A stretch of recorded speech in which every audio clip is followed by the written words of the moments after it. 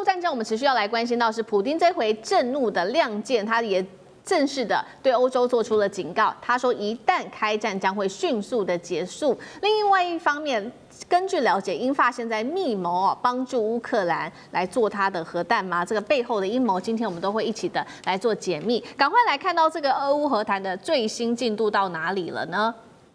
川普说的，美方特使跟俄罗斯总统普丁的会谈，他说，还算可以啦，但是呢，乌克兰和平谈判的未来路径仍然是不明朗的。大家在看说，为什么到目前为止，这个美方的态度还是这么样的暧昧呢？我们来看到，那么在另外一方面，前线在外交上面是这个很不定的，但是在前线的打仗则是打得越来越猛。俄罗斯已经宣布了正式的控制住重要的乌克兰的重镇红军城。那么现在可以看到，乌克兰方面出现了更多的逃兵，接近是30万人，民众宁愿割地也要换来和平。那乌克兰则是针对了这个俄罗斯的无人艇狂轰包括他的影子舰队的油轮。那这个时候，普丁也罕见震怒，发出的强烈警告，会彻底切断乌克兰它通往海洋的所有的道路，等于要把乌克兰变成一个内陆国家。敖德萨会不会成为下一个重要的大目标？将军怎么看？我觉得这个如果说是继续去打敖德萨是100%。我们现在看这个影子舰队被袭击的地方在哪里？就在黑海。那袭击影子舰队的无人艇从哪里出来？就是从敖德萨出来。这是第一个，我们眼前就看到的。第二个来讲的话，大家记不记得俄乌战争一开始的时候，俄罗斯就去打所谓的这种敖德萨，那时候目标就指向敖德萨哈。尤其是敖德萨前面有个岛叫蛇岛，我想这场战争如果关心俄乌战争的都还记得。那第三个我们讲一下哈，这个当初川普跟普京在阿拉斯加会谈的时候，普京那时候所提的条件就是说，叫乌军全部退出顿巴斯，虽然说还没打到那边，你全部要退出，那你如果全部退出，我可以答应你不继续打这个赫尔松。那你各位可以看一下地图，赫尔松在过去就哪里？就是敖德萨。那为什么敖德萨对俄罗斯这么重要？我们都知道这个。从这个俄乌战争期间我们看到从敖德萨这个港口出来的，在军事上面来讲的话，他用这个无人艇这个攻击了这个俄军在黑海。在克里米亚的黑海舰队，包括旗舰都是在这边被击沉的，包括克里米亚大桥在这边都是被攻击过好几次。那所以说，如果说是这个俄军来讲不能够控制住敖德萨来讲的话，对他黑海舰队是一个很大一个威胁。那他为了维持他在黑海舰队的海权他必须要将这个地方彻底消除黑海舰队的这种后患。所以我认为说是，当然现在来讲，如果说是28点的和平协议，目前双方还在谈判之中。但是我们听到就在昨天谈判结束之后，双方还在说这个虽然说是富有成效，但是极其艰难。那问题是关键就卡在这个地方。当然，这个就泽伦斯基来讲，他不愿意当一个投降的总统，但是就普京来讲，他整个战争的目的不就是为了维护他这个整个俄罗斯的安全吗？那为了维持俄罗斯的安全他当然第一个是北约不可以加入乌克兰，但是在海权方面，大家不要忽略了，黑海是这个俄罗斯这个海上南边的海上交通线非常重要一个区域，而这个区域来讲有2个关键，一个是克里米亚，你看克里米亚这个岛在黑海中间就像是一颗心脏在黑海的中间。那另外，如果说是克里米亚遭受到威胁，不就是敖德萨吗？所以我一直认为说是普京不是吃素的虽然说你看到他现在谈判条件没有提到敖德萨，但是我个人来讲，如果说从地缘战略，从他们自己安全的理念来看，为了维持他在黑海的这个海权来讲的话，他一定要拿下敖德萨。那第二个来讲，拿下敖德萨之后，对于这个整个乌克兰来讲，将你打成一个内陆国，更可以消耗你的国力。好，这个是普丁目前他针对乌克兰的战略方向。那另外一方面呢，那普丁对于这个欧洲现在看他的态度又是什么呢？其实他最近也做出了针对欧洲做出的警告。他说跟欧洲说我们不打算跟你们作战，但是如果你们想打俄罗斯，我们准备好了，战争会迅速的结束。那这一回听到这些话，现在欧洲也很紧张了，因为他们的实战经验是0，那么俄罗斯则是已经打战打了10年以上，克里米亚、叙利亚亚战争一直到乌克兰战争，都是这种职业的军队在打的。普丁这个时候语气非常的强哦，到底还藏了哪一些底牌？委员怎么看？欧洲加美国如果要论军队的人数，很抱歉都输俄罗斯。但是如果要用战机，只有美国才有。美国要不要下场？欧洲的战机平常讲跟俄罗斯战机比是没得比啊，因为主要是在数量差太多，还有弹药，整个欧洲的弹药加美国弹药都不如俄罗斯啊。那作战经验就更不用讲了，俄罗斯的军队现在已经全世界作战经验最丰富的，而且开启了最现代的作战的战术跟战略哈。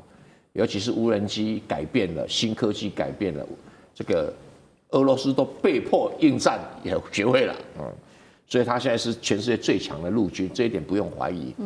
那空军啊，这个他可能会比较差一点，但是他有导弹，我不认为欧洲谈得到便宜。他这一句话就是说，你如果欧洲要下场的话，战争会迅速的结束。这里面有2个含义，你欧洲下场就让我有动用核子武器的理由啊。第2个，那更让我有打无差别战争的理由。什么叫无差别战争？就是把整个城市烧掉啊！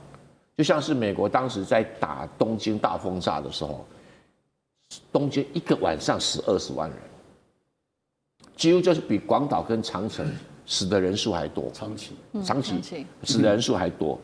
那你要跟他玩这个游戏，他就是直截了当告诉你，如果你要下场。就针对德国来的，法国没有这么讲，英国没这么讲，是针对德国来的。那德国如果下场的话，将是会一场德国的浩劫。为什么？因为从普丁的立场来讲，对任何国家动用核子武器都有道德跟法律上的问题。对，然后对德国进行攻击核子武器，直接把德国铲除掉，符合什么？符合联合国宪章敌国条款。谁提了？中国提了。所以。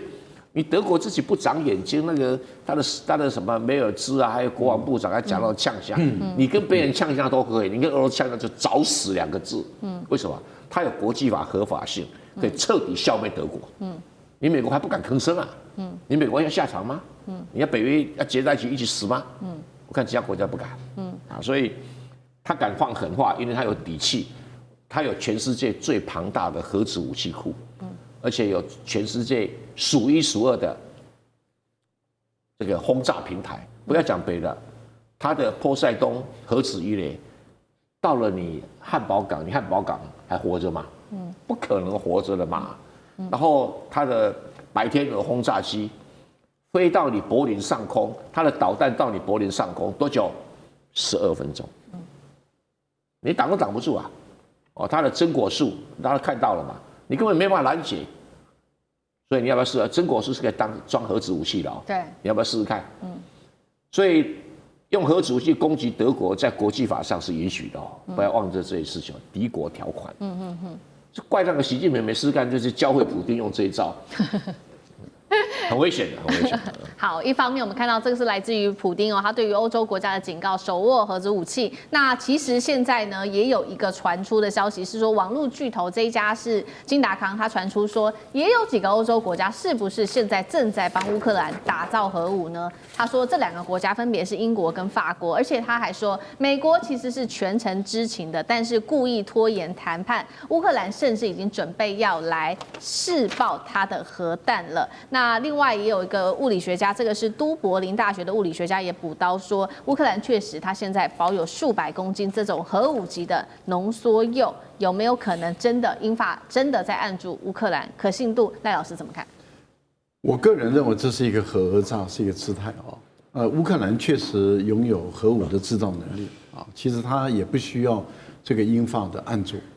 因为过去在苏维埃的分工的情形下，乌东地区事实上就是俄国的这个核导弹的发展区，啊，也就是说，你看我们的这个大陆的这个辽宁号航母，啊，或是欧洲铁牛的这种2栖登陆舰啊，就是我们讲的气垫船啊，还有就是大的这个航空器的引擎发动机，另外还有就是洲际的弹道导弹中程导弹都是在乌东地区建造。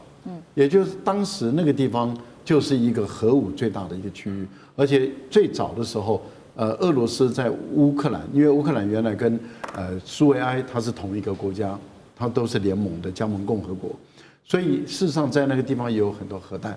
那是在这个分裂以后做了一个交易，说克里米亚半岛以共和国的身份加入这个乌克兰联邦，然后换得这个乌克兰把这个核武交还给俄罗斯，有一部分给美国去销毁，是这样的一个情况。所以事实上，乌克兰拥有这样的一个能力，确实是有的不需要英法的按住。我想这是第一个。因为第二个呢，英法你要到哪里去试爆？在乌克兰地方试爆没那么简单所以我觉得这个部分，然后你要用电脑模拟来试爆吗？这个也是值得商榷的。所以我个人认为这是一个讹诈，在警告威胁这个俄罗斯。但是我觉得这样做会有缺点。第一个就是，如果被证实说真的是英法有在按住，那英法等于是公然直接违反了这个核不扩散原则。这个对英法在国际上要被制裁的。